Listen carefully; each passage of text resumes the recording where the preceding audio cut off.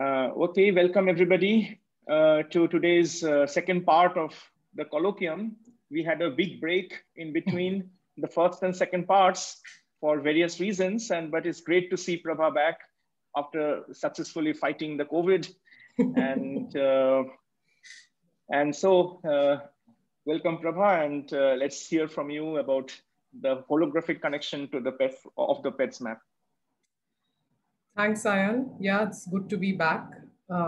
So let me, okay, so yeah, like Ayan said, it was a somewhat longer break than we intended. But everyone had enough time to mull over various aspects of the PETS map, I suppose, in the interim.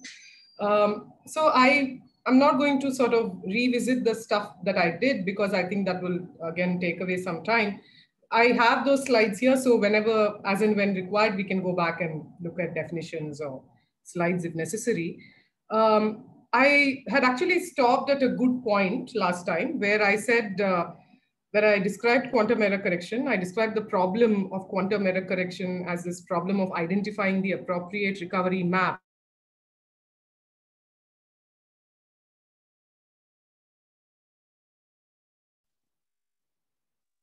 Hi, Prabha, we lost you. Is this the IITM downtime? I can't tell you because I'm not at IIT. Oh, the same problem is persisting? No, it stopped. It had stopped. Oh. Call Prabha. Let me pause recording. Okay, Prabha, let's go on. Yeah, so I was saying that historically, the PETS map originated in the context of an information theoretic question, a quantum information theoretic question. So that's what I would like to describe over the next few slides as to what this information theoretic question is and how the PETS map arises in this context, right? So I should say that PETS himself well, he's basically a functional analyst of some form, but his background is actually classical information theory, and this was probably his first and of course his most major work in quantum information theory was to introduce this map, right? Okay, so you can see my cursor, right? This little thing here. You can see my pointer. Yes. Yeah. Okay. Yes. Okay. So I mean, if I highlight something, you can make it right. Okay, so let's start by just recalling the von Neumann entropy, right, of any density matrix is defined so. This is S of rho is negative trace rho log rho, right? And what would be of interest to us now is two important properties of this von Neumann entropy. Of course, there are several interesting properties of this and so on, but the two things that we may be interested in, one is what is called subadditivity, right? Which says that if I have a bipartite density operator, which is one that is defined on HA tensor HP, and I have made this to be any bounded linear operator on this bipartite space. So A and B are two different systems. HA and HB are two different Hilbert spaces corresponding to systems A and B. Rho AB is a bipartite density operator on this. Then the joint entropy, the entropy of S rho AB is always less than equal to the sum of the individual entropies or the sum of the marginal entropies, right? Because rho A is what you obtain after tracing out system B via what's called this partial trace operation, and rho B is what you obtain by tracing out A, which is the partial trace over A, right? So this, of course, is a property which holds for classical probability distributions as well, right? The Shannon entropy, the joint Shannon entropy is always less than equal to the sum of the marginal Shannon, Shannon entropy of the marginal distributions, with equality holding if and only if this joint distribution actually factors into a product distribution. And very nicely, the analogy continues to hold for the quantum, the von Neumann entropy as well, right? So this equality holds if and only if this density matrix is actually what's called a product state or is of the product form, that it can be factored into a state in A, tensor density matrix in B. Now, this idea of additivity, or rather subadditivity for bipartite systems, can actually be extended to a tripartite system. And that brings us to something called strong subadditivity, right? Which is defined for a tripartite density operator of this form. And this is the statement, right? So at first glance, this doesn't seem to convey as much intuition or information as the subadditivity itself, right? Because subadditivity is somewhat more clear. It says that the uncertainty about the joint, or the information you have about the joint, is less than equal to the sum of the individual uncertainties or information in some sense, right? Now, this says something about the tripartite state. So this might make more sense if you take out this S rho B to the other side, right? And then it becomes a minus S rho B. So it says that in some sense, this tripartite entropy of this tripartite state sort of factors into a sum, S rho AB plus S rho AC minus the entropy of the B subsystem, right? So this statement can be rewritten in various ways. It can be written in terms of what's called a conditional mutual information and the positivity of the conditional mutual information and stuff like that. But what will be of interest to us is to rewrite this in terms of what's called the relative entropy. Both these statements can be recast in terms of the relative entropy, and that's what I'll do in the next slide.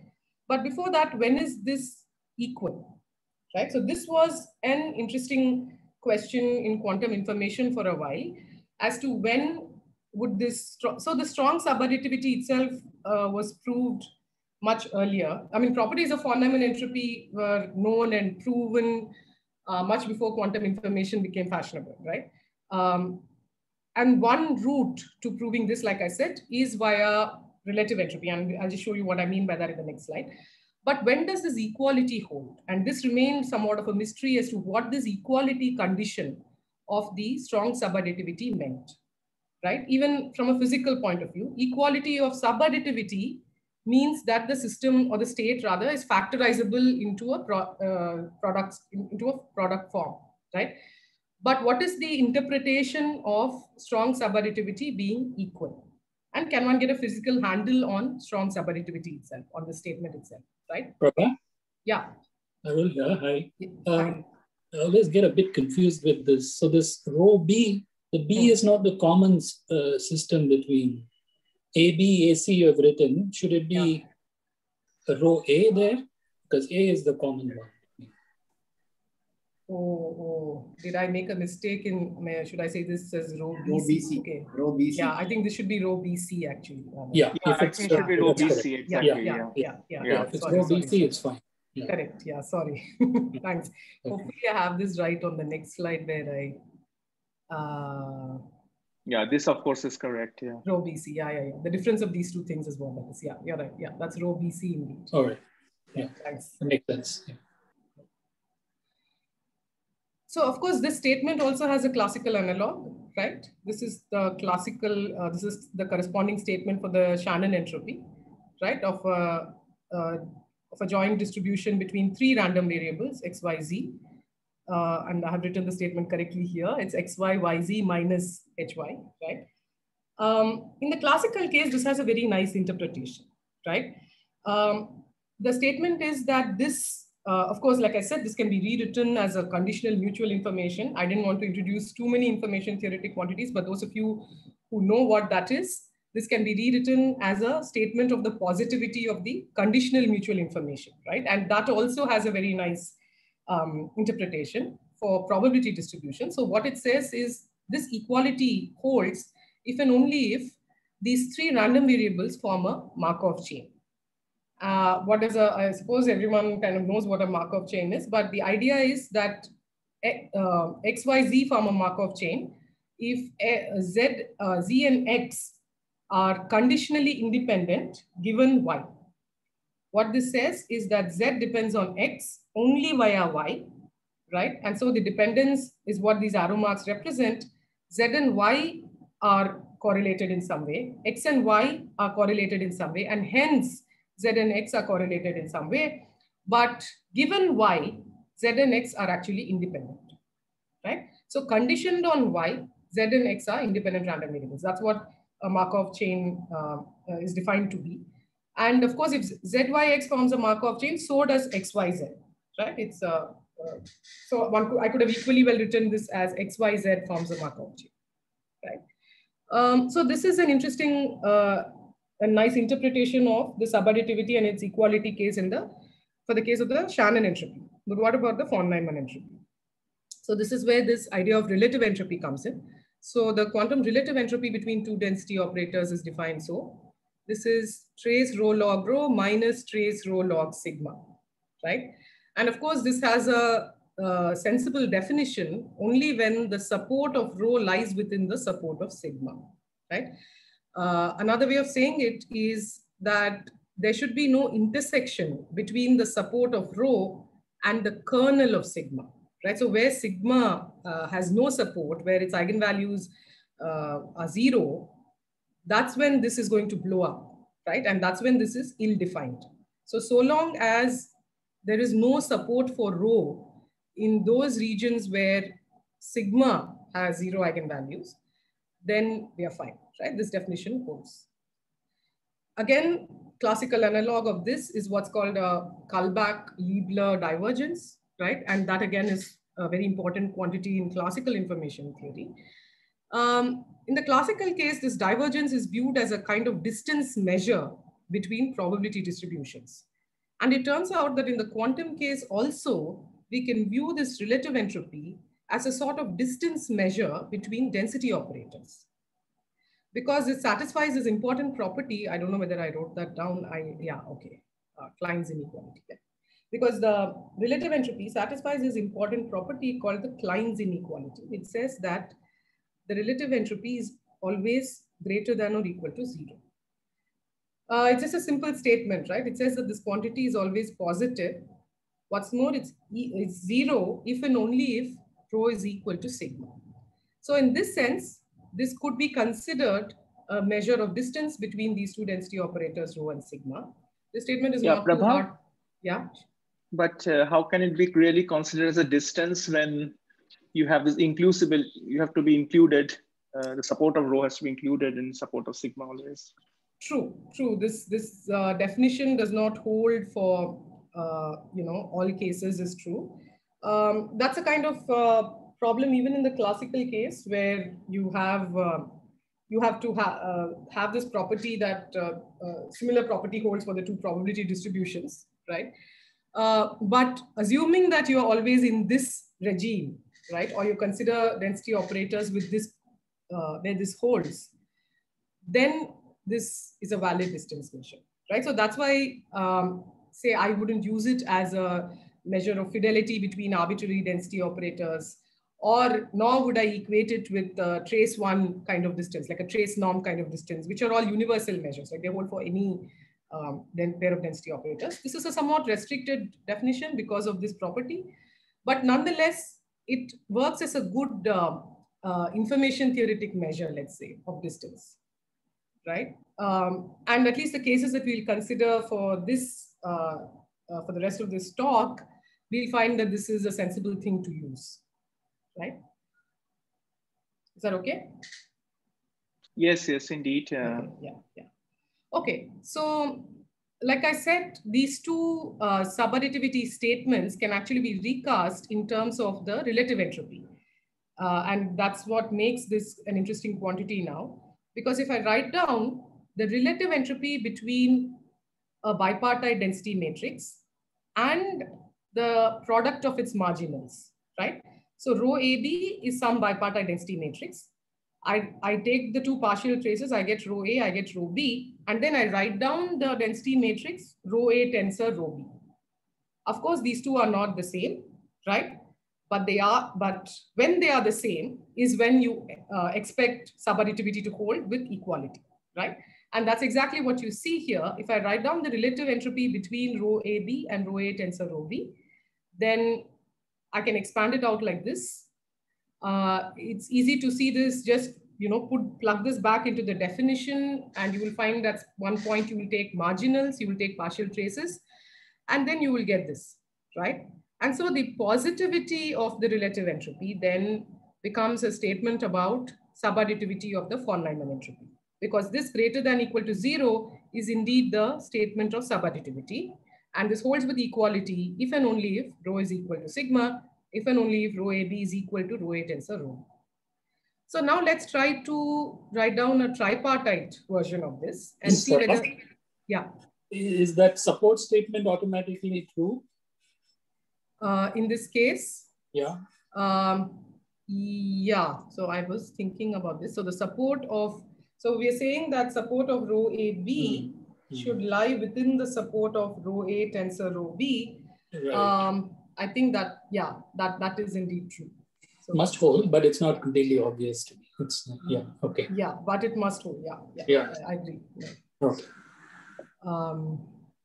Yeah, I think any such product of the marginals, you can always argue that this joint state must be in the support of the product of the marginals.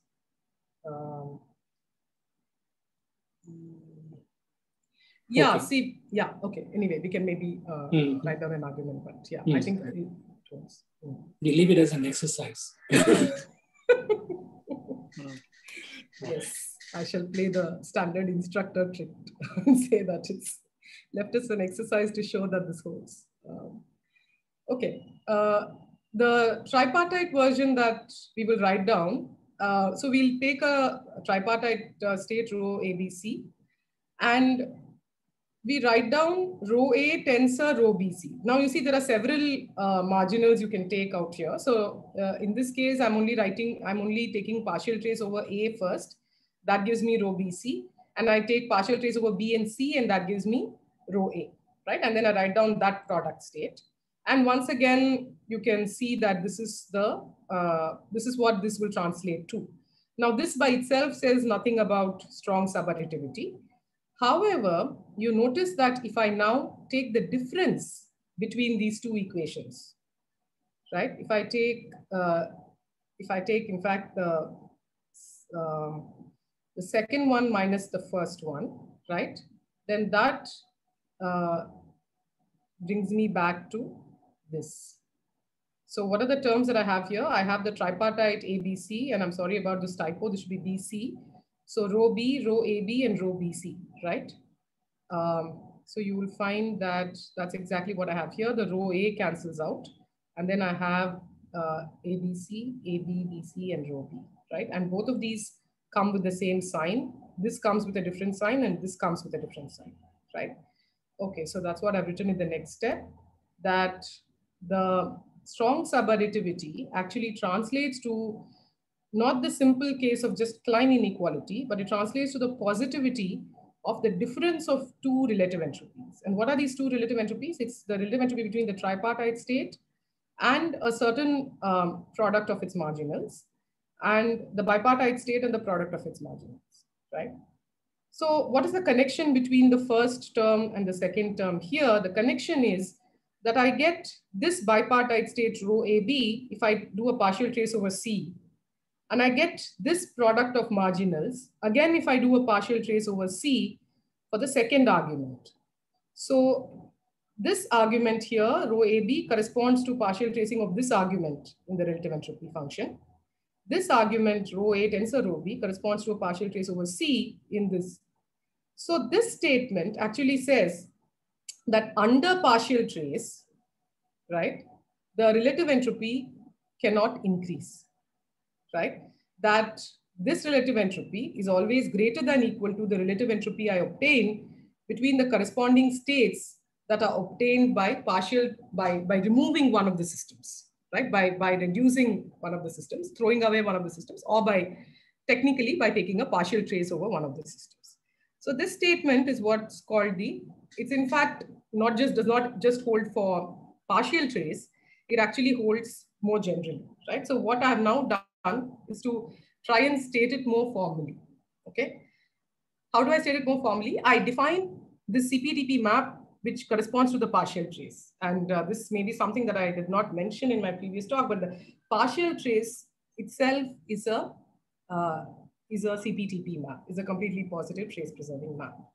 So if I add this map, which is identity on AB, tensor partial trace on C, right? If I add this map on both the arguments here, I end up with both the arguments here. And under such a map, the relative entropy cannot increase. It only decreases, right? So that's what this statement says, that I have these two states first. This is what I'm calling rho naught. I just call it rho naught to distinguish it from rho because there are several rows floating around, right? There's rho A, rho B, C, etc. So rho naught is just a tripartite state. Sigma is the state rho A tensor rho BC. This is the product of marginals. Prabha? Yeah, Vaibhav. Yeah. Shouldn't this hold for any CPTP map? Indeed, it does. That's what I was going to say on the next slide. Yeah, yeah. That's exactly what I'm coming to. This holds not just for the partial trace, it holds for any CPTP map, but I'm just defining the partial trace map here and telling you that the subadditivity, strong subadditivity statement is now this, that the relative entropy between two density matrices is always greater than equal to the relative entropy between the density matrices you get after doing a partial trace over one of the three systems, right? And of course, this is a much more general statement, and this goes by the name of monotonicity of relative entropy under evolution via a CPTP map. And this is an important enough theorem in quantum information theory. So let me just state that formally here. So this is Ullmann's theorem, or basically the monotonicity of relative entropy.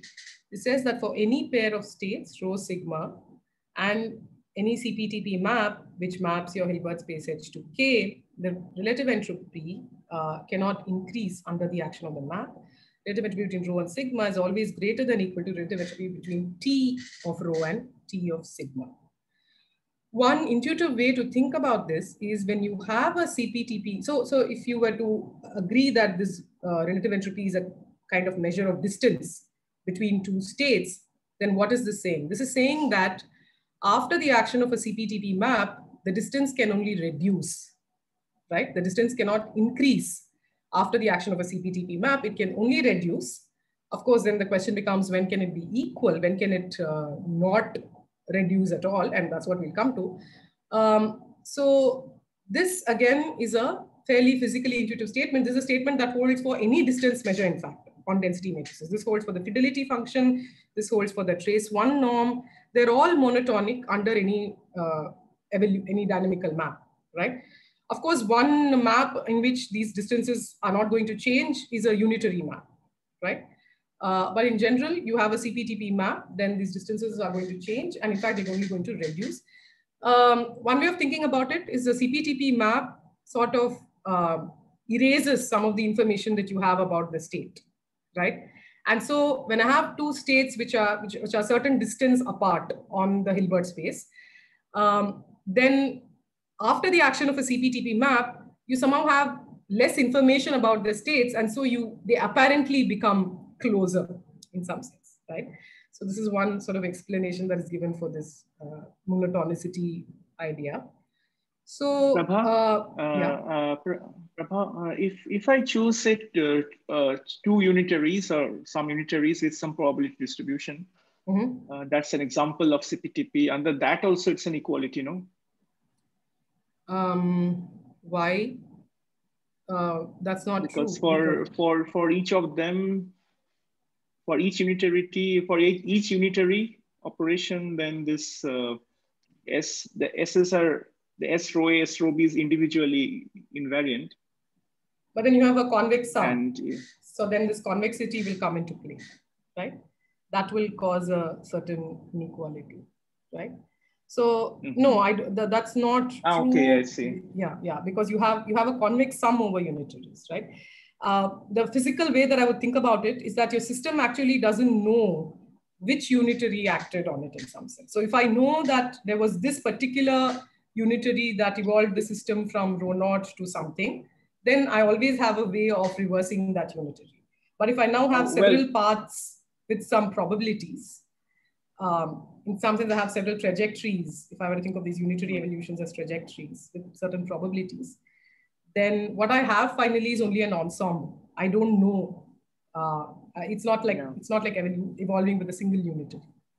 sorry, but maybe I'm missing something very stupid. So if I have P1, U1 dagger plus P2, U2 dagger, for instance, then Right. for each of these rows, I get simply row UU dagger, which will be giving me back the entropy again, no? And then P1 plus P2 will sum to 1. So no, you will have S of sum over I, Pi, UI row, UI dagger, right? And then you'll have to take the sum out.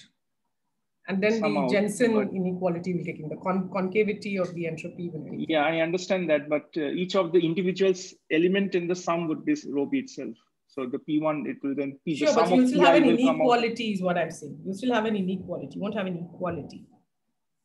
Okay.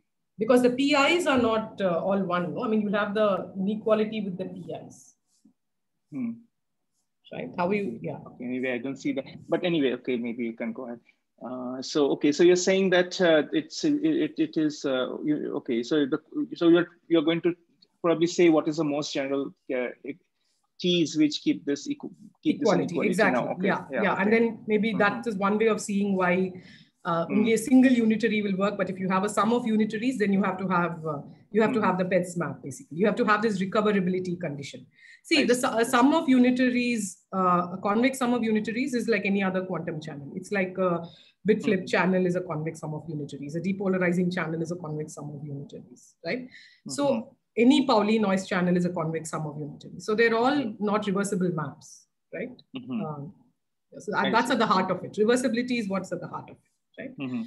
Okay, so we see that, okay, so to come back to this Ullmann's theorem business. So Ullmann's theorem basically is about monotonicity of the relative entropy under evolution with the CPTP map.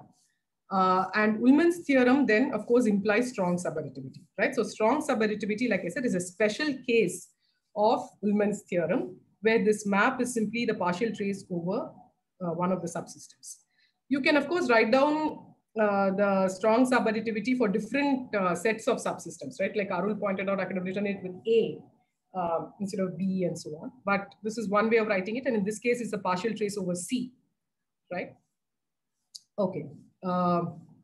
So the conclusion we can take away from all of this is that the strong subadditivity is saturated if and only if Ullmann's theorem is satisfied with equality for the partial trace map, right? Because remember, the question we were trying to ask is, when does the strong subadditivity hold with equality? And is there a physical interpretation we can give to that, right? And we've now reduced it to monotonicity of relative entropy. And now the question becomes, when does monotonicity hold with equality, right? So this is the so-called trivial case of equality, if you will. And it turns out that this is, in fact, the only case of equality. And this is where Ped's contribution comes in, right? So this is a 2003 paper. In fact, this, I don't think is the first place where he proved the theorem. He proved this result even earlier in the 80s. But it was probably written in some math journal and stuff, and then it was kind of dug out by quantum information guys. And so he kind of rewrote this in this 2003 paper. So there exists a Prabha, once again, in this, we don't need to be very particular about the partial trace map, right? Yeah. That's only because one is interested in strong subadditivity. That strong subadditivity is a special case of this inequality, where T is the partial trace over one of the three subsystems. If I read the sentence, SS is saturated if and only if Ullmann's theorem is satisfied with equality for any map. No. Well, okay, yeah, sure, of course. You see what I'm yeah. Okay, sure. Yeah. Yeah. And in fact, that's what Pets was interested in. He was interested in saturating this monotonicity for any CPTP map. And of course, that implies something specific for partial trace, right? So, yeah. So for this statement to hold with equality, there must exist another CPTP map T tilde such that after the action of T and T tilde, you get back rho and you get back sigma. So in some sense, T tilde is a, if you will, in the language that we introduced last time, is a recovery map, perfect recovery map for both the state rho and the state sigma, right? And it turns out that this is in fact the only case of equality, right? Of course, if T was simply the identity map, that is true. But then for the identity map also, this condition holds that you always have a map which brings you back to rho and brings you back to sigma. Similarly, if I have a unitary map U here, it was simply a unitary U acting on rho and sigma, then of course you always have a map which is simply U dagger, which brings rho back to rho and sigma back to sigma, right? Now, in the case of this convex sum of unitaries type of situation that I was talking about, you do not always have a map which is going to bring rho back to rho and sigma back to sigma.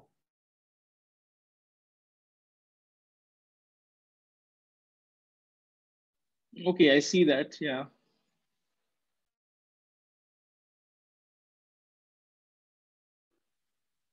Oh, Prabha, where are you now?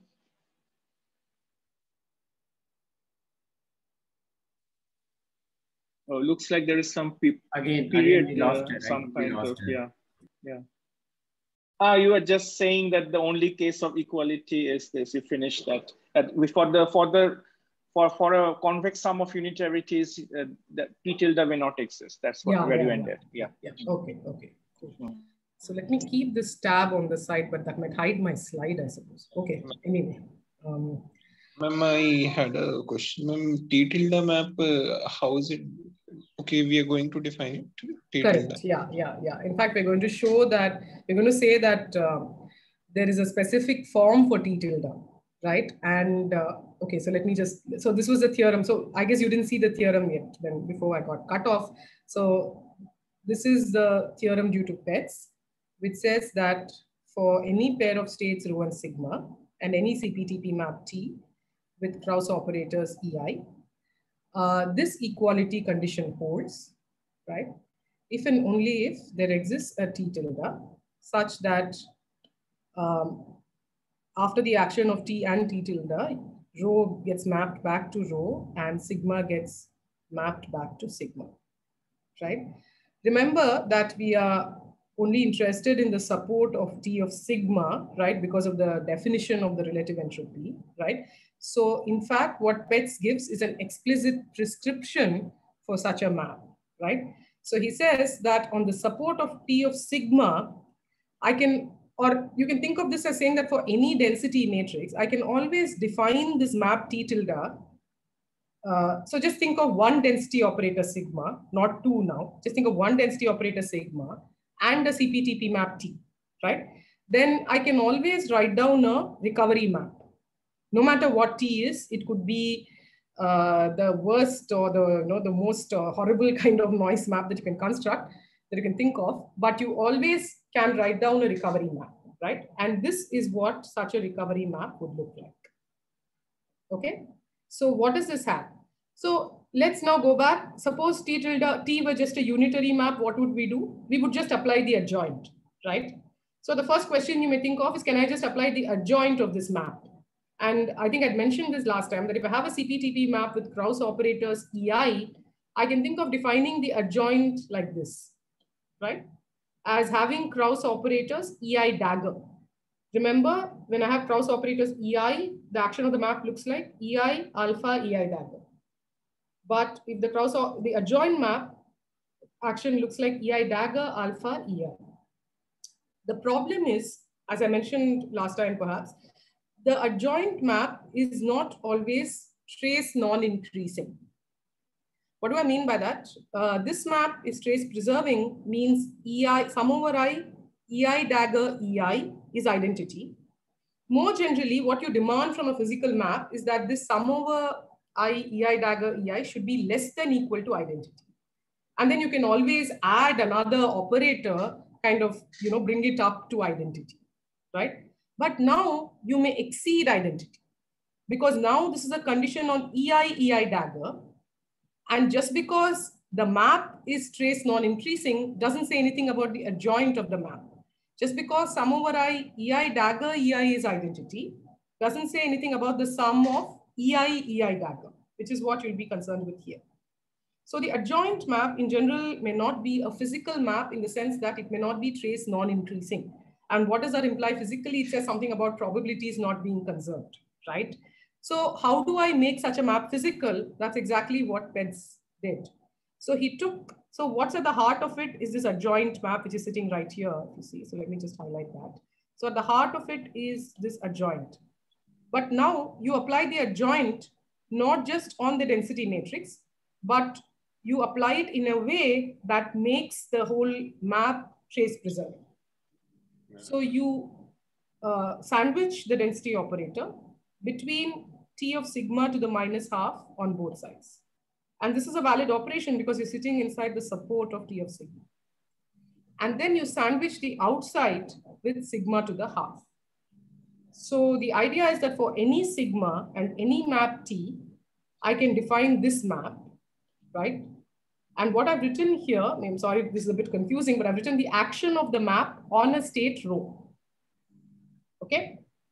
So let me stop here and ask for questions because this, I think, is at the heart of it. Yeah, so I'm very confused about this.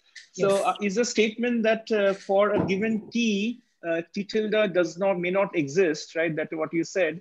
But then this tells you a recipe for constructing T tilde. So what goes wrong? Exactly.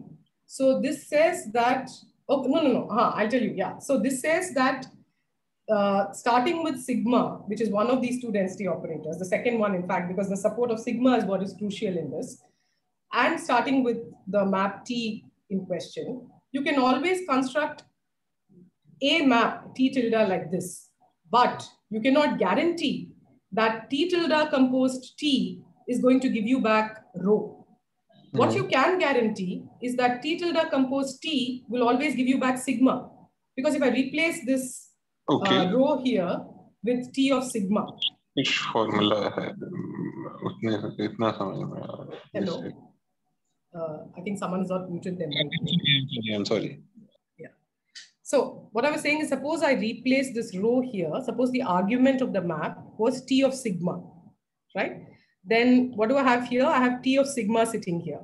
Then you see that this kind of cancels out here, right?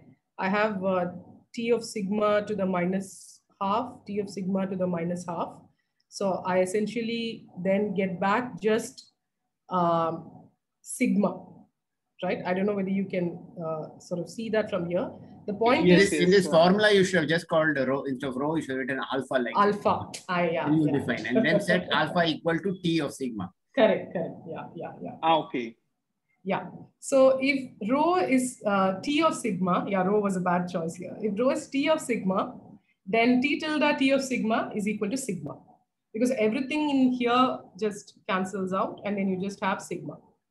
Sigma to the half. Yeah, that's kind of easy to see. That's kind of trivial in a way. Correct. Yeah. Exactly. So that's what one means by saying this is almost a trivial construction for sigma, right? But the question is, does this hold? And this may not always hold. The point is, this equality holds if and only if for this particular form of T tilde, this holds. That's what Peds showed, right? That it's a kind of if and only if statement, right? One way is okay. You can see that this always recovers sigma perfectly. This map T tilde always recovers for the state sigma perfectly. So if this map T tilde will also recover for rho perfectly, then you have equality, because you have found out a map which is going to satisfy both these conditions. And so then you have equality. You can reverse this perfectly. Prabha, so this theorem actually gives you a recipe for explicit construction of T tilde. Correct. A recipe for a T tilde which you can check, right? Because like I said, this you're not guaranteed to have, right? It gives you a T tilde. Even if the map is defined like below, whatever you have in this equation. Yeah. Then it is guaranteed, right? No, the point is that you can define, given rho and sigma, you can define T tilde, but T tilde T sigma is equal to sigma is guaranteed, but T tilde T rho is equal to rho is not guaranteed. Exactly. Yeah. So that's the point, I think. Yeah, exactly. Is that clear, Vaibhav? You see, like I said, this rho was a bad choice of argument here. Prabha ma'am, that means if I have the T, and I can construct the T tilde and check that whether T tilde composite with the T of rho if equals to rho, then I am guaranteed that the equality holds. Correct. Exactly. Exactly. Yes. And also it says that I don't. There does not, because it's if and only if they if and only if proof. There may not exist another kind of construction other than T tilde. Correct. So to justify, am I correct in understanding? Exactly. Exactly. That is what makes it powerful, because I can then run over all possible such recovery maps, so to speak, all possible such maps which may, preserve one state and then check whether it preserves the other. What PETS does is it gives a specific form of a map which preserves one state, namely sigma, right? Because it's the support of T of sigma that really matters, and he heavily uses that in the proof also, right? So he constructs a map which is going to recover sigma for you perfectly.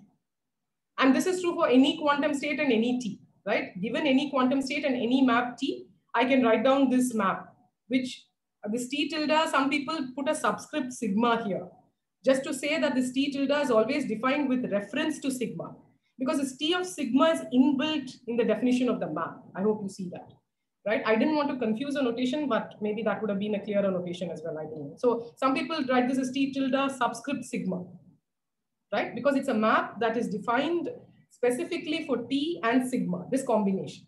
And it's a map that's going to recover sigma perfectly from the action of T. But if this map also recovers rho perfectly, only then does this equality hold in the Ullmann's theorem, or only then does monotonicity hold. Okay? No, Prabha, I just got a bit confused. So you can take this T tilde, the equation for T tilde, to be something as a definition of T tilde, right? Correct. It is, yeah. So this T tilde also has no guarantee that it will recover rho. No. No, why should it? I mean, just replace this argument by T of rho now. I said replace it by T of sigma, and then you saw that you get back sigma. Now replace it by T of rho. Okay. So it is not true for any map, no? There may be specific maps where this is the quote-unquote perfect recovery map, right? And then that goes back to everything that we discussed in error correction and so on, actually. Yeah. Prabha, I think part of the confusion is that you have, written this on the support of, etc., as part of the theorem. Because that seems to give the idea that this that T tilde as defined in the theorem is actually given by this. But as you're just pointing out, that's not guaranteed. So no. So this statement still holds, right? So if and only if there exists T tilde such that these two are true. Yeah. Okay. Now consider a specific form of T tilde, and still the statement holds. If and only if for this T tilde, these two properties hold. What you have made sure by constructing this T tilde is that the second part of the statement is always true. So now all that you need to do is to go back and check the first part of the statement. And whenever that is true, then monotonicity holds.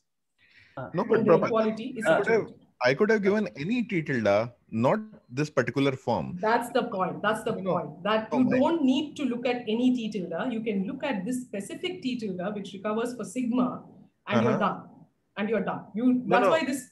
No. But on the set of all the maps that recover sigma, this would be just one map. Yeah. So I could have given all those 9,000 maps, and still this theorem would have been valid. So it turns out that people have tried to do this, right? So they tried to construct other such variants of this map and so on. See, the point is, this map is as compact as it gets. And I'll tell you the reason for that. So maybe I'll just ask one more question and then you can probably explain. Yeah. I'm just saying is that if this map has no guarantee of recovering rho, then I could have given those other 9,000 maps and, claimed the theorem. Doesn't help because it's an if and only if statement, right? It says that if for this T tilde, you don't get back rho, then this is always a strict inequality.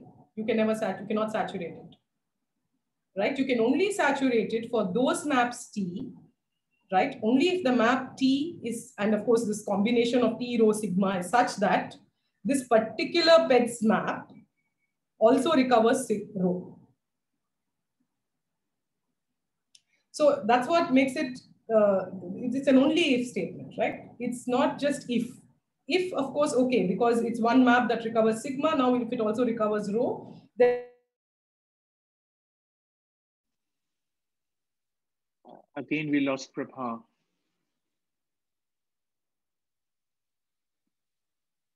This is getting very bad. I have to complain. Anyway, yeah. Yeah, it looks like a quantum Brownian walk now in your It's, yeah. Okay. Partial the talk is very, very nicely quantized. Yeah. In parts. Okay. Where was I? You were just simply repeating this this about this theorem. Yeah. So it's an only if thing. That's what Weber was asking, right? Yeah, so, if and only if. Yeah, that is where we stop. The point is that you don't need to check any other map, because this theorem guarantees, the only if part guarantees that if this construction doesn't work, then nothing is going to work. You're not going to. Probably the point is that given, so the inputs of this map are this T and rho, right? And then, T and sigma, the inputs of the map. And then the question is what kind of rho, and then the statements is only if a rho satisfies this condition, is recoverable, then only the equality, if and only if this is recoverable by this T tilde, rho is recoverable, then only you can satisfy the inequality. Exactly. Equality. Yeah. Okay, I was just saying that Arul asked something about the support of T of sigma, and I was just trying to say that it's only the support of T of sigma that matters. Two reasons. First of all, the map is only defined on the support of T of sigma, okay? Because you're writing this T of sigma to the minus half. You see this? Right? Yeah. So that's only, So that's only defined in the support of T of sigma. And but physically also, that's the only part that you really want to recover over. Because your T of rho is in the support of T of sigma is when this is even defined. Yeah. So that's why sigma plays primary role. Yeah. So you define the recovery with respect to sigma. In some sense, this is the optimal perfect recovery for sigma, right?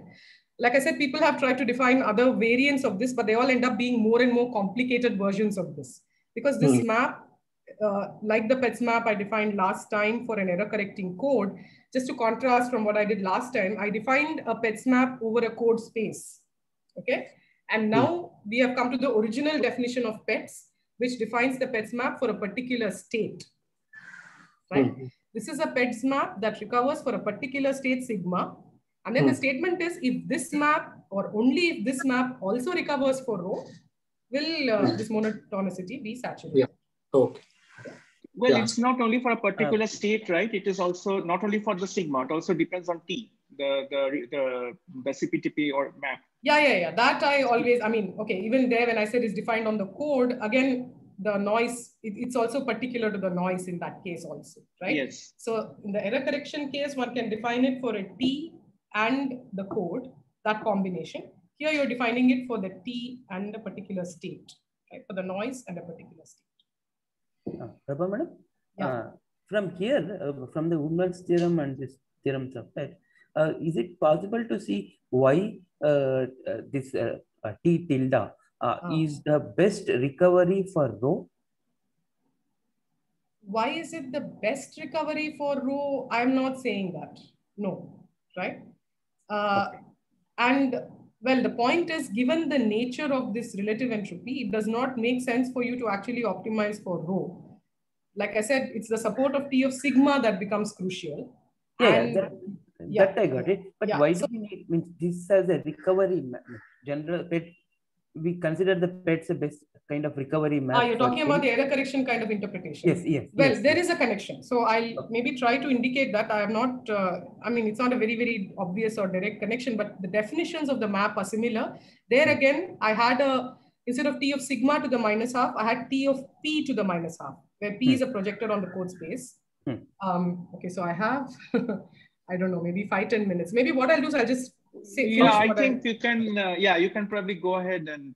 I just want to say a little bit at least about holography, I mean, finally. So, okay. But this theorem becomes important even in the holographic context, and I'll just mention why, okay? So let me just move on a little bit. Arvind, I'll come back to that in the end. So now this Pet's theorem then tells us when Ullmann's theorem can be saturated. It gives us a specific condition, right? It says, construct this map for sigma, check when whenever this holds, then that's when your Ullmann's theorem is saturated. So now the map T that I'm interested in for strong subadditivity is the partial trace over C. This map, this one, right? This is the T that I'm interested in. So, so now the condition for equality or strong subadditivity becomes a simple statement like this, right? Because it says that you should be able to recover rho. Remember, in that case, the rho naught or rho was this tripartite state.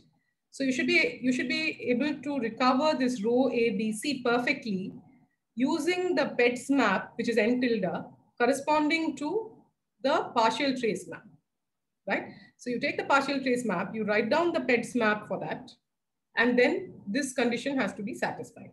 So this is what was done in this paper by Hayden et al., where they used this. So they basically did an application of Pet's theorem and showed that you can indeed define a notion of a quantum Markov chain. So that's why I wanted to highlight this, because like I said, in the classical case, the strong subadditivity saturation happens when the probability distribution, the random variables form a Markov chain.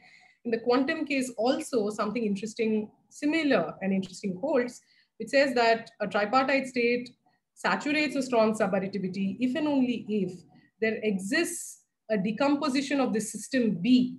Remember the form of the subadditivity I wrote? B was the sort of in-between system, the middle system, right? So there exists a decomposition of B into a direct sum of tensor products. So basically what it means is I can identify blocks of this Hilbert space B, and within each block, there is a factoring, right? This kind of a decomposition exists so that this tripartite state itself can be written in this form, right? Again, it's a bit messy to look at, but basically what it's saying is that rho ABC can be written like a block matrix, okay? Think of it as a block matrix where J is the index of the block.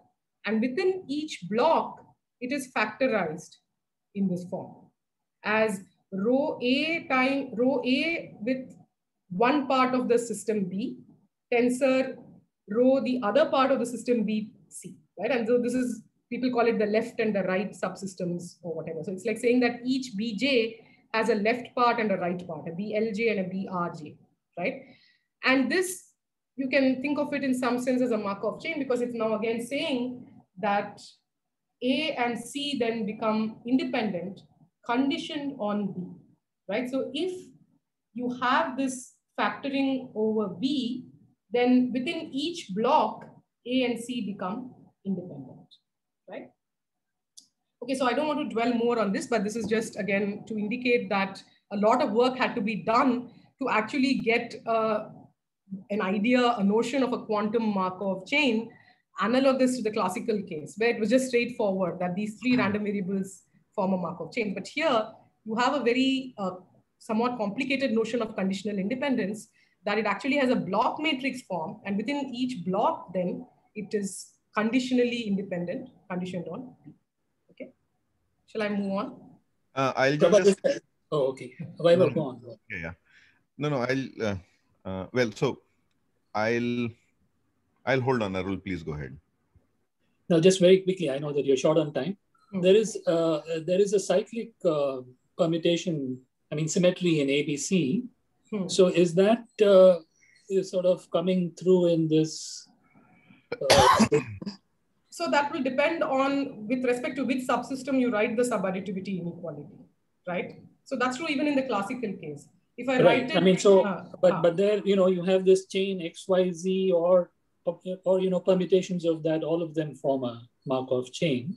So here, if we were to permute these things, would we should indeed, I think so. It should because you will rewrite the subadditivity also in that way, and then it will be a partial trace over maybe B.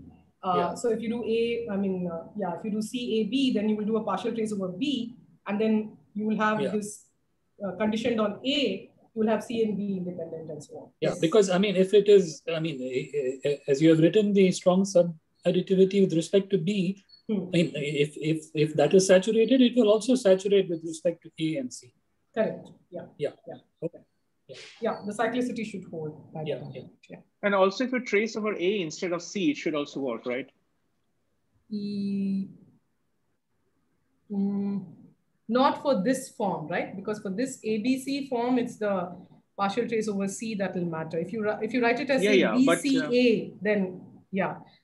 So if you permute it, your conditional independence. In row ABC, A and C play a sort of symmetric role. Yeah, well, not fully, no, because it is not quite the case. Because here, if I trace out over A, then I'm going to get a different form of this subadditivity. No, I'll get this will be now BC with B tensor C here and so on. You see, I mean, it's a different. So what Arul was talking about is that you permute these. No, that I understand, but okay. Anyway, I think we can probably this is right. But my understanding is that C does have a special role to play here.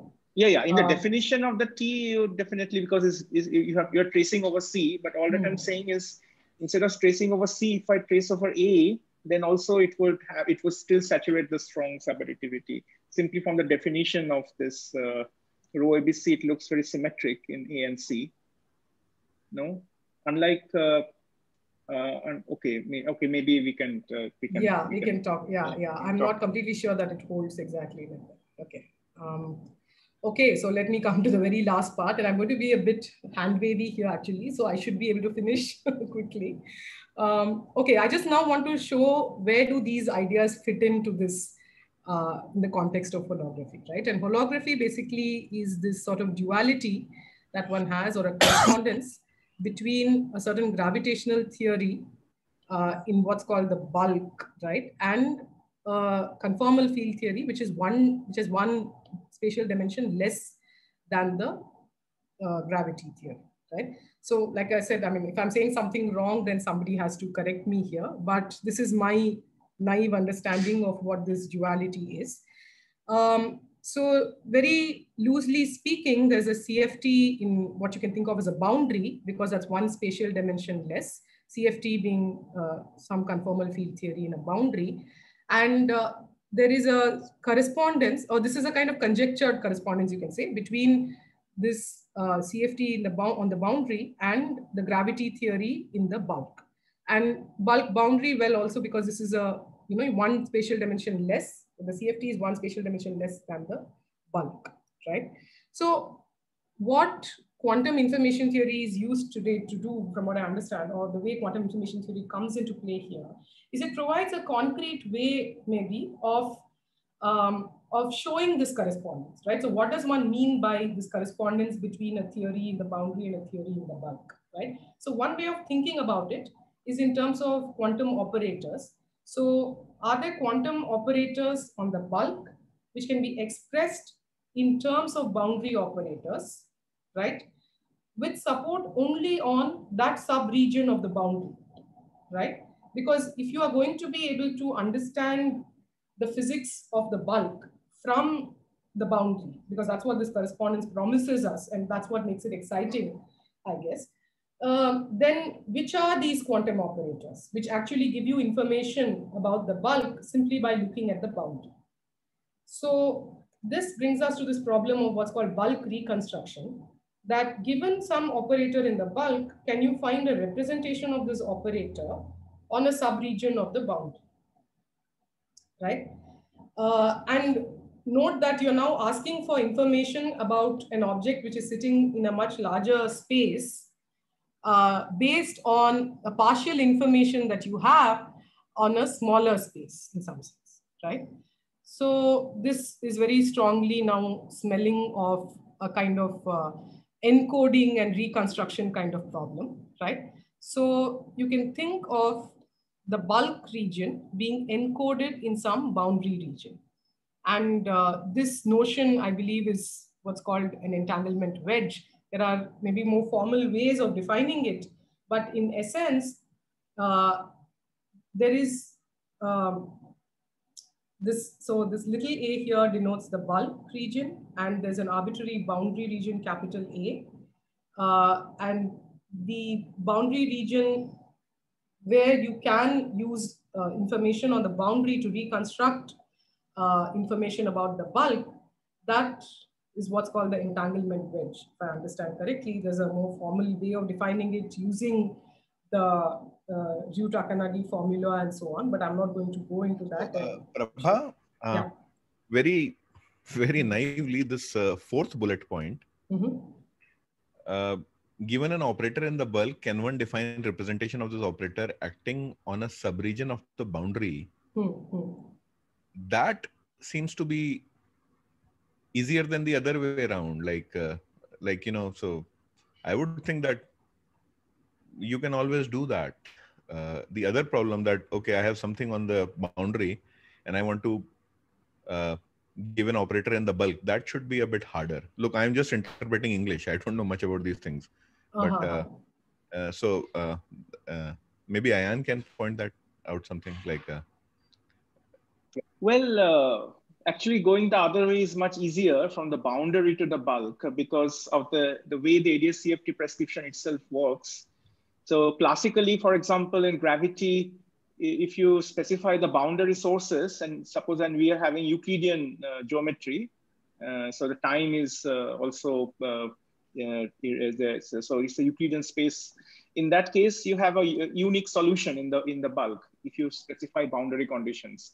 So in that case, and this you can also uplift to the quantum problem. So going that way is actually a little bit easier. What is very non-trivial is how a bulk operator, which is actually something that is local in the bulk, right? That is encoded in the dual CFT, because normally that would be a rather non-local stuff on the. In fact, it will be a very non-local operator in the boundary, and it is not quite clear how. And in fact, there is actually a puzzle which is very well known, and this is related to this. So there has to be redundancy, because depending on, suppose you take a bulk operator, then you can reconstruct it in various subregions, right? And this will give you redundancy, the different ways to. And this actually is a very non-trivial issue, because you essentially you're actually creating a lot of redundancies of a bulk operator. There's no single answer to the question, actually. It depends which subregion you're looking at. And that's why this question is more interesting also. I see. Yeah, thanks, sir. Okay, so there's a kind of pictorial way of looking at it. And this is what, this is a picture that most people use when they talk about this entanglement wedge reconstruction, that there is some operator here, and this, so like I said, this is a boundary. There's a A1 and there's an A2 here, and A is the union of A1 and A2, the boundary regions, right? This is just a cartoon picture, obviously. And this region A, little a, you have some operator out here, right? So what the current understanding is that such an operator here can be reconstructed, provided you have an appropriate decoding map, right? So what do I mean by that? So I'll make some of this a bit more formal, but this idea that Ayan mentioned, that you have to introduce redundancy, that you have local information which is spreading out to non-local parts and so on. This is all very strongly reminiscent of an error correcting code, right? Which is what happens there, that you actually encode information in non-local parts of the Hilbert space, right? So that there is redundancy, in fact, and so that you make copies essentially without really making copies, right? You make use of the entanglement to make copies while circumventing the no cloning principle and all that. So this was shown, this idea that you can reconstruct something on the bulk using some subregion of the boundary was shown explicitly via some toy models, right? Tensor network based toy models, again, not going into the details of that. All of that requires separate talks in themselves, I think. But so this is this idea of holographic error correcting codes. This is this paper of Pastowski et al., including Preskill is, I think, the last author on this paper, where now the subsequent paper then showed, and this is where I wanted to point out the connection to the relative entropy, that such a reconstruction can be made exact if there's an equivalence of these two relative entropies. And this again goes back to the statement that you're not losing information in under the action of this sort of encoding, or if you can think of this as, okay, so let me back up the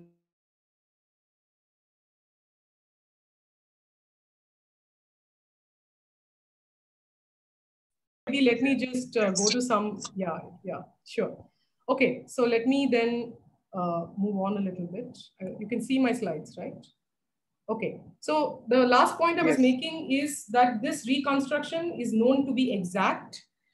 I don't know if it's a very strong if and only if statement. That's something I have to look at. There's a paper due to Hayden and co-authors, where they claim that this equivalence implies that these two relative entropies have to be exactly equal, right? Now the question is, this may only hold asymptotically, right? So then can one say something for finite dimensions? And that's where this idea of approximate equality of relative entropies comes in. Prabha, I didn't quite understand the statement itself. It's relative entropy between what and what? It's been A and its complement, and I didn't quite understand the statement. Yeah, I don't have the formal statement here. The loose statement is that the bulk relative entropy and the boundary relative entropy have to be equal, right? So my guess is that there is a pair of states on the bulk and a pair of states on the boundary, and then you're talking about a kind of noise. So it could be, for example, A and its A complement on the boundary, and you're talking about then the entanglement wedges of each, right? Correct. A and A complement. Yeah. But this, I don't know. With this, this is one way to think about it. Maybe, but often even if the A complement is 0, then the A complement still is the bulk. I mean, so what I'm saying is that even if A complement is 0 null, then also you can get a non-trivial entanglement region, for example, for a black hole. So I guess there is some assumption here that there is no black hole-like thing, or I mean, maybe it's just pure simple ADS where it works. I think this statement. So I was a bit confused about this. I wanted to know what was exactly. I can point you to the reference to that. I don't have that here, but I can point to that, because this seems to have been the route which led people to the PEDS map, because I was trying to investigate how this PEDS map popped up in this context, right? So this seems to have been the motivation. That's I think most of this are in the context of Euclidean ADS-CFT, and then I think there is no issue with the question that this for Lorentzian ADS-CFT, it might be very complicated, these kind of statements, but for Euclidean ADS-CFT, this seems to be a perfectly understandable. Okay. Yeah, like I said, I wouldn't be able to answer the exact what the formal statement is, but this idea that these two relative entropies have to match then goes back to, again, Ullmann's theorem and the PEDS map. And that's where people seem to have come up with the PEDS map in this context, or that's what seems to have led them to defining a PEDS map in this context, right? That what if you have, of course, so there is two ways in which the PEDS map enters the picture. One is via this fact that you want to saturate some kind of relative entropy inequality like Ullmann, right? Where the noise map in question is some kind of erasure map, right? Because you have partial information now. Some part of the information is erased, and you think of this encoding as some kind of error correcting code, right? Okay, so this is maybe the formal statement. So viewing the ADS-CFT correspondence as a map from the bulk to the boundary, right? You can think of a noisy quantum channel arising from tracing over a subregion of the boundary, right? The idea is that you should be able to reconstruct the bulk by representing it on a subregion of the boundary, right? And so this is either an erasure or a partial trace in some sense, right? That's what your quantum channel is. And the question is, can you recover the information after the action of such a noisy quantum channel? Or how well can you recover states? And in this case, you're actually not interested in states, you're actually interested in operators, right? So I'll come to that in my next slide. I do have some formal statements, but I don't know whether I should go over them.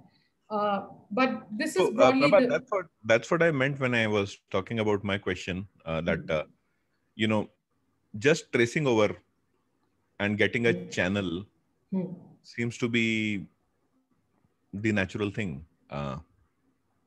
So that was, when... Yeah, but the question is whether you can reconstruct from that noisy quantum channel, right? So that's the inverse thing from going from the boundary to the bulk. Well, no. One has to. The question, I think the issue is to recover the bulk operator from the CFT observables, because the tracing is happening in the CFT over the complement of this subregion that you have traced over, right? And now then you have to recover this, recover the bulk. A1, and then you've traced out the complement of A1 in some sense, right? You have A1, right? And you've traced out the complement, or you've traced out the complement of A, which is A1 union A2, right? So in that sense, you have incomplete information now. And the question is, what are the bulk operators that you can reconstruct after such a noise map has acted? In a way, it's like asking, what is a good quantum error correcting code for a particular noise channel? I see. Yeah. And the point is that firstly, it has to be within the bulk operator has to be localized at least in the entanglement wedge of this region A1, and then that's the first thing. And then the question is, only then it is recoverable. And then the question is, what is a recovery map? Yeah. So this naturally leads to this PETS-like recovery maps. Hopefully now it's natural, having dwelt on various aspects of this PETS kind of recovery. So I just wanted to show 3 different papers which use the PETS map in 3 different forms, right? So the first is this Hayden-Pennington paper, where they talk about entanglement reconstruction using somewhat complicated version of the PETS map. And in fact, their motivation, Ayan, goes back to the saturation of Ullmann's theorem, right? So they actually take off from that. And what I did not have time to talk about today is we can also talk about an approximate saturation of Ullmann's theorem, right? And the PETS map plays a role there as well, but that's a completely different direction to go in. So they use that to sort of achieve approximate bulk reconstruction, right? That you're able to reconstruct the bulk operators up to some fidelity or up to some trace norm, right? This paper uses a more simpler version of the PETS map. It's a version of the PETS map which quantum information folks are familiar with, which uses something like the code space, the PETS map on the code space sort of picture, though not exactly that. It's more an average state on the code space. It uses a maximally mixed state kind of PETS map and achieves this reconstruction. So maybe this is the statement that I have here formally, but I don't know if I want to dwell on that or rather just conclude, because well, maybe I'll just go over these. Well, if you can have five minutes more, it's fine, right? It's okay. Okay. So let me just quickly five, go 7 over minutes. This. Yeah. So I just wanted to mention the statement in this Chen paper of last year's paper of Chen et al. Pennington is again a co-author as well. Because I think that's maybe closest to what we do in the context of quantum information as well. So consider an isometry of this form, right? Where there is some subspace of the bulk Hilbert space. Like I said, you have to identify in some sense which part of the bulk you're going to recover for, right? So that's your code space in the context of quantum error correction. And then there is an isometry that takes you from the code space to the boundary CFT, okay? So the code space essentially is, I guess, the entanglement wedge, right? Yeah. In this case is entanglement wedge, yeah. So yeah, that's what I've said here. The entanglement wedge A associated with a sub-algebra of the algebra of operators on the code space, right? So this is the channel, right? It's, if J is an isometry, then you can think of it as this kind of unitary channel, right? J acting on some operator in the bulk in this region, right? In this entanglement wedge region, J dagger, right? So this is just to say that these are the terms, right? The entanglement wedge is associated with this code space essentially, or observables, or algebra, to be very formal, algebra of observables.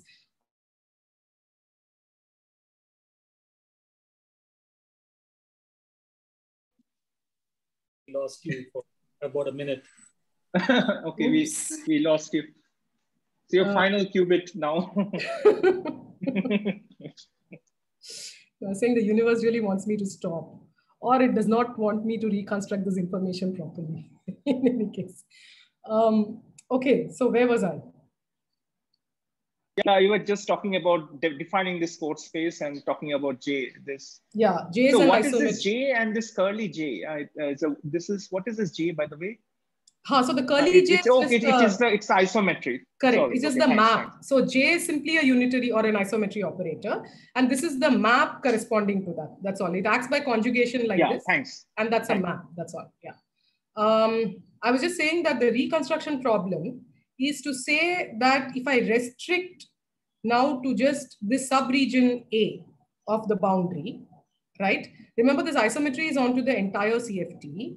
But if I now restrict myself to this boundary region A, like in the picture where I had A being the union of two parts of the boundary, which were in some sense associated with this entanglement wedge, then this is a channel, because this is now loss of information. This is now no longer an isometry. You're actually tracing out the rest of the boundary. Like I was saying, you're tracing out the A complement, right?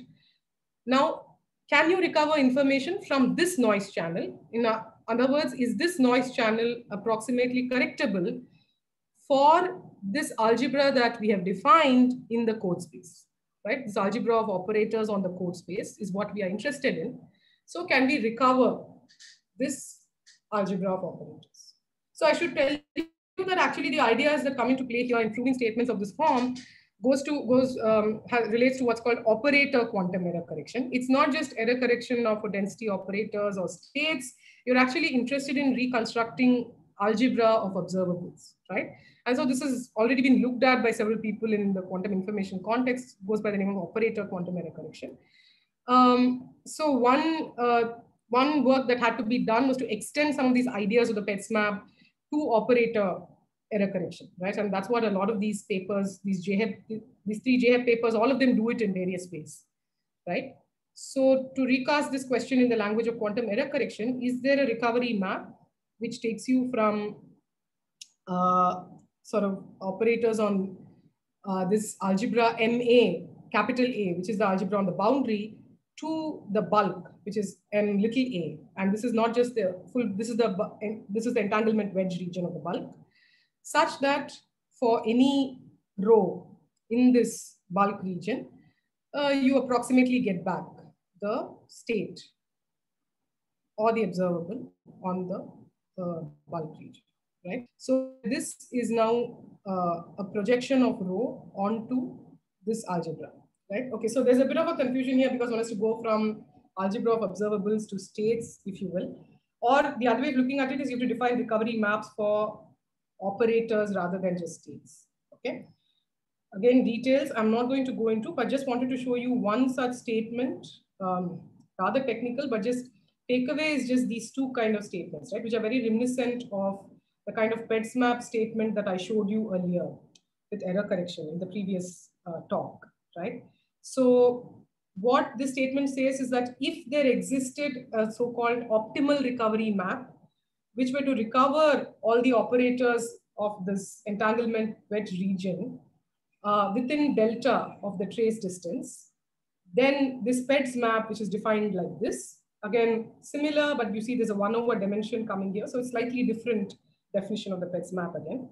Then there is a PETS map, which is going to recover to within square root of delta. D times square root of delta, D being the dimension of the code space, which is the entanglement wedge region. Okay, so this is the kind of statement, this is the kind of role that the PETSMAP plays in the context of holography, that it seems to be, again, a close to optimal recovery map. That's what these two statements are saying. If there's an optimal recovery map which achieves this fidelity, then the PETSMAP will achieve something which is close to the optimal recovery, right? And the metric of choice here is the trace norm or the 1 norm, right? Okay, so this, so I'm just saying in words what I just explained there.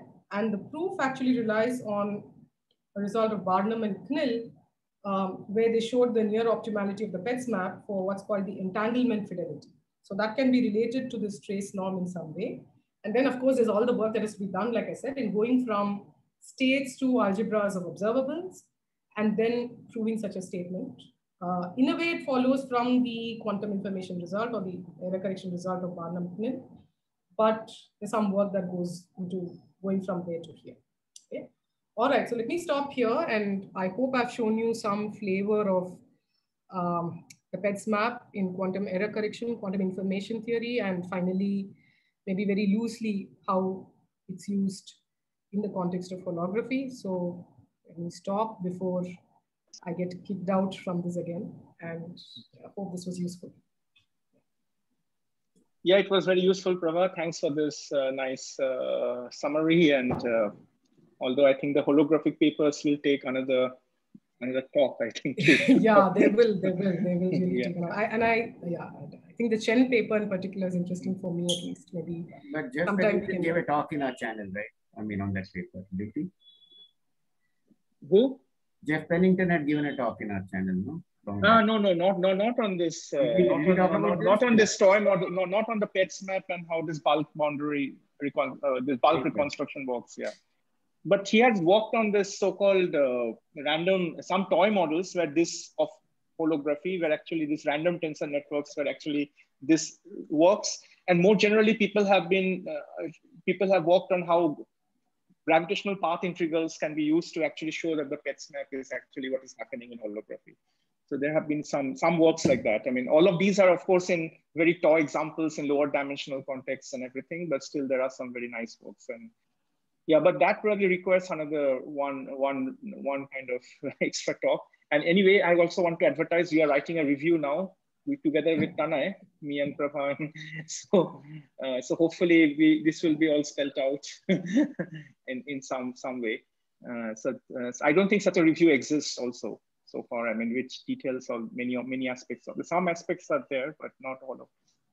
Yeah, I think it would be nice to trace the PETS map from the quantum information context and the error correction application, and then now to this holography. So I and some explicit toy models. So I think the point is, if you can, so Arul is one expert here who knows this perfect tensors, and if you could. So I had no time to talk about. I had no time to talk about the toy model explicitly, where you build a tensor network, and I mean, I think this random tensor networks is probably of interest to Arul as well. And then if you. It's interesting. Yeah, and then what you can show this perfect tensor based networks actually really employs a kind of PETS map when you do this recovery. And that was that final paper that I had in the references. Right? Yeah, this one I didn't have time to really talk. The Rangamani. Exactly, the Rangamani paper. Yeah. Very good. Seems very interesting. Yeah. Thanks. Okay. So questions. Let's take a few questions and then. Prabha, that in the last slide, it goes as delta power half, which is not as good as delta, right? And so it's not correct. Optimal. It's only suboptimal. Well, so my conjecture is that this delta power half is a feature of the form of the PETS map they have taken, which goes back to Barnum and Knill. Okay. This is different from the form of the PETS map that I have used in my work, right? Which actually avoids the square root delta factor, okay? So this is something I'm actually keen to now look into. Of course, our bound also has the dimension of the code space coming in, and I don't think there's any escaping that. But we do have a bound. If you go back to the bound that I have, then I mean, way back in the slides, then we don't have the square root delta. And so the question is whether we can, let me just verify that. You're saying it's independent of delta? No, it can't be. No. What is the function? But the scaling goes as a delta in some sense, right? So this kind of thing that we have here. This eta optimal is a fidelity loss for some other map. This is a fidelity or loss for PETS map. And this is, so that you can sort of avoid this factor, I think. It's also is a function of the metric you use, right? So we use this fidelity squared sort of metric. This trace one entanglement fidelity, in all the bounds that you see with that, you will always see a square root delta coming in these kind of PETS bounds. So my feeling is that that goes back to that, and it cannot be avoided if you use this metric and this this form of the PETS map, which talks about the maximally mixed state, rather than just the projector on the code space. But it may be the more natural map to use in the context of operator. Hey, I'm sorry, I didn't realize I'm not sharing screen and I'm just pointing. Yeah, you had not sharing screen. Sorry, Yes, really pointing in the air. Yeah. Sorry. Anyway, yeah. So this is what Suresh. Does your version of the PETS map work for subsystem codes or this kind of algebra thing? Yeah, we have a paper where we show that it works for subsystem codes with some conditions. Okay. So that may be the catch, right? That, yeah, we indeed have a subsequent paper where we talk about generalizing it to any operator error correction. Okay. Right? But there's a catch there that you have to have, the channels have to have certain properties, or I have to look into that. Mm-hmm. But it is indeed possible, but I think there is some there are some caveats there. Okay. So maybe that's why this is a better PETS map to use. So I was just going to say that this square root comes from this form where you have a 1 over d here. And so you see there's also 1 over d to the minus half. There's a 1 over d to the minus half. This tau is actually maximally mixed state on the code space. So this form of the PETS map plus the 1 norm, I think gives the square root. Whereas what I was trying to say is if you go back here and look in terms of the fidelity loss, this corollary that we have, then this is from my paper with Hui. Then you see that this fidelity loss for the optimal map, this is fidelity loss for PETS map, and this is again fidelity loss for the optimal map. So it lies within these bounds, right? So here I think you may be able to avoid the square root factor coming in. But that's just so in fact, I also want to tell you that whenever people use this gravitational path integrals to define this PETS map, this is actually a bit different from this from the original version of the PETS. They all come out to be, yeah, maybe there are different versions which have to be taken care of. Okay. And I also don't know idea for the moment what is better. But I think the main point is that what you want to recover is basically the encoding of operators. So Tanay was giving a very nice review talk. We have a separate journal club where he gave an example where you take bulk operators and you can, depending on which subregion you want to encode, you have 3 different kind of encodings depending on the subregion, and they're different encodings. And so I don't know which is, and then in that context, there's a recovery map, but I don't know actually what is the right analog of a PETS map for operator recoverability, but that's what you want. So. Yeah, so Tanay, actually the precise answer to your question about this subsystem recovery, right? So this PETS construction works provided you fix the state in the noisy, in the subsystem where you don't need to recover, right? So in subsystem error correction, there's one part that you want to recover and one part where you don't care. So if you can fix the state in the part that you don't care, then this works, is what we showed, if I remember correctly. Okay. And if you cannot fix the state, then we don't have a very nice bound. Okay. That's what I remember. But yeah, I can share that paper with you. And, by fixing the state means you know exactly what is in the complement, or? Sort of, yeah. Okay. Yeah. And I think it has to be the maximally mixed state or something like that is what I remember using in that. But yeah, I think extending that to operator error correction would be the first step to see what would be the most general way to extend that to operator error correction. Yeah, that would be nice indeed. Yeah.